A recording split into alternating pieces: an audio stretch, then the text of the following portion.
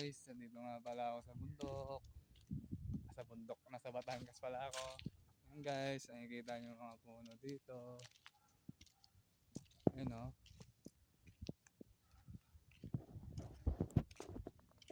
Ayan guys, nagbibitak-bitak na yung mga bato. Ayan guys o. Ayan guys. May mga buko. Kailangan mo rin umiwas dyan minsan kasi baka mamaya bumagsak. Sa gitna ka dadaan. Ayan o. Subok. Ayan o. Sa gitna ka lagi dadaan dapat.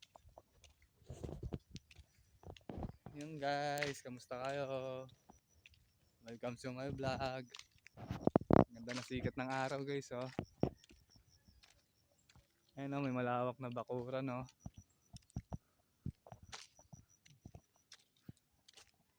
Dati may nagpapalipad ng mga saranggola dyan eh. Ngayon wala na. Ang mga malalaking saranggola.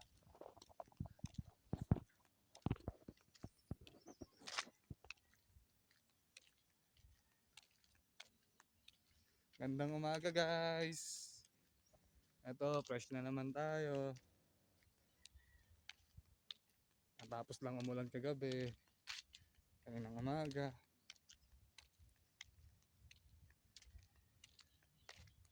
Malabo.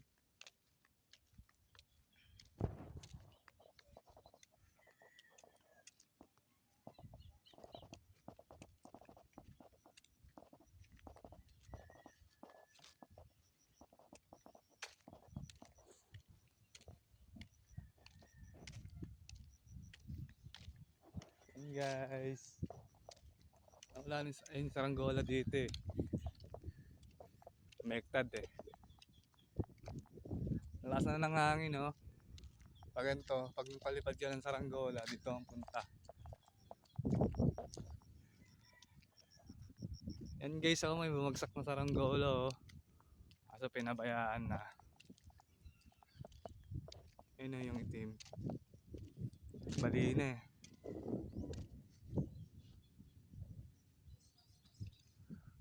Pansi yung gamit na sinulit. Ay pang palarga. Ayan guys oh, ang dami ng mga puno oh.